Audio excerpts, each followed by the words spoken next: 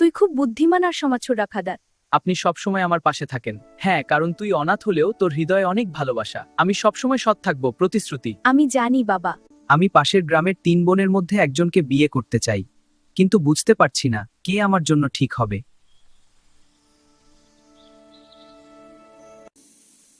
এটা তাদের সামনে দাও। হ্যাঁ, পরিগড মাদার।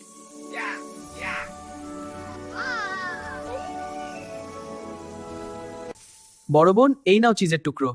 ওয়াও, আমি এটা এক্ষুনি খেয়ে নিচ্ছি। এত লোভী মানুষ আমার জন্য নয়।